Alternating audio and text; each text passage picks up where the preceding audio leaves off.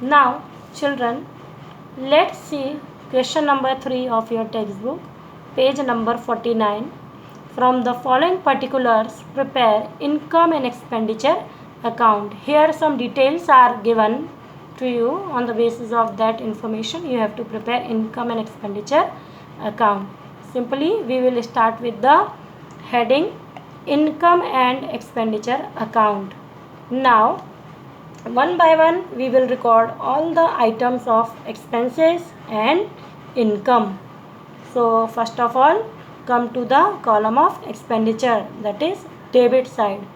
To salary 68,000 it is given. इसमें से माइनस करेंगे outstanding for previous year, last year का जितना भी सैलरी देना बाकी था वो हम इस सैलरी में से डिडक्ट करेंगे.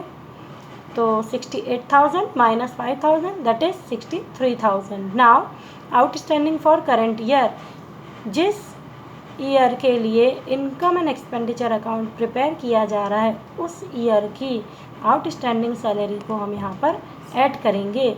So 63,000 plus 3,000 that is 63,000 total salary. Next is to entertainment expenses 8,000, tournament expenses 25,000, meeting expenses 18,000, travelling expenses 7,000, to purchase of periodicals 40,000 minus 31,000 that is 9,000 we have to record here in the column of expenditure. 40,000 में से 31,000 हमने क्यों deduct किया है? Because it is given in the question purchase of books and periodicals including ₹31,000 for purchase of books. हमेशा ध्यान रखिए किसी भी not for profit organisation NPO के लिए बुक्स जो होती हैं, परचेज ऑफ बुक्स इनके लिए एसेट्स की तरह मानी जाती हैं, इसलिए ये कैपिटल नेचर की होती हैं. इसी कारण हम पीरियोडिकल्स के अमाउंट में से 31,000 परचेज ऑफ बुक की अमाउंट को यहाँ पर डिडक्ट करेंगे.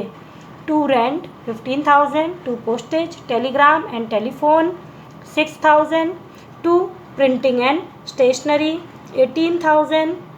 ये सारे आइटम हो गए हमारे एक्सपेंसेस के. Now come to the income side. By fees 5,20,000. इस फीस में से माइनस करेंगे outstanding for previous year, last year की जो फीस थी मिलना बाकी थी उसको हम यहाँ डिडक्ट करेंगे.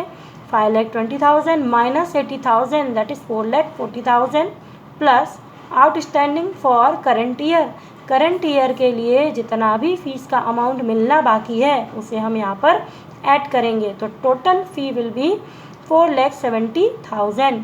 Bye donations 25,000.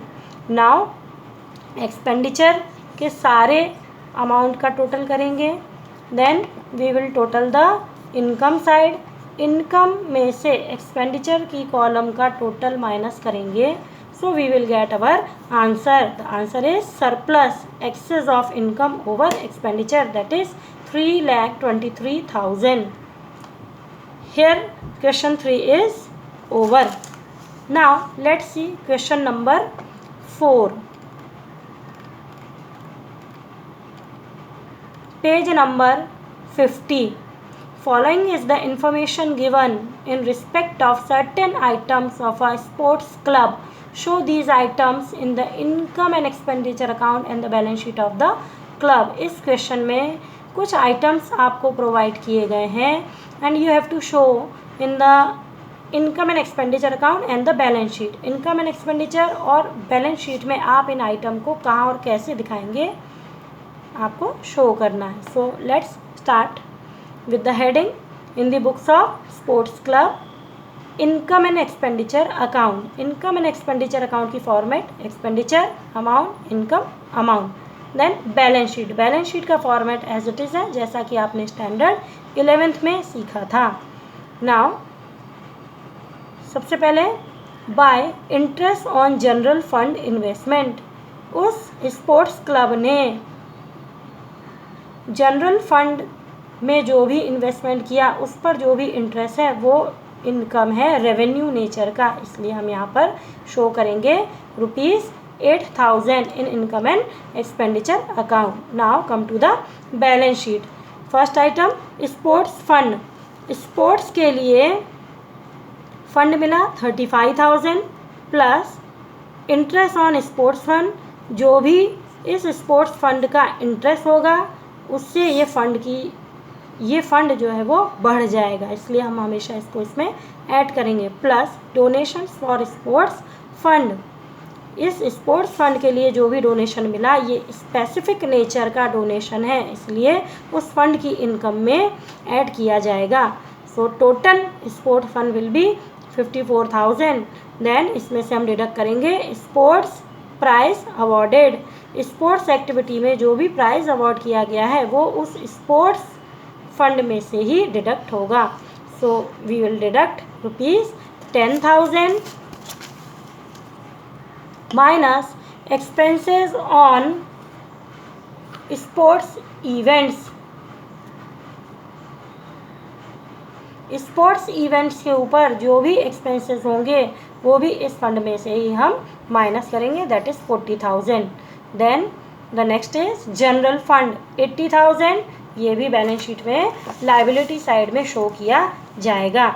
स्पोर्ट्स फंड और जनरल फंड दोनों ही बैलेंस शीट में लाइबिलिटी साइड में शो किए जाएंगे। इसका रीज़न ये है कि जो भी स्पेसिफिक नेचर के फंड होते हैं वो उस ऑर्गेनाइजेशन के लिए लाइबिलिटी बन जाती है। Now let's come the asset side. Sports fund investment. Sports fund का जो भी अमाउंट इन्वेस्ट किया है वो उस स्पोर्ट्स क्लब के लिए एसेट्स होगा 35,000। General fund investment that is also assets 80,000। तो इस तरह से हमें आइटम्स को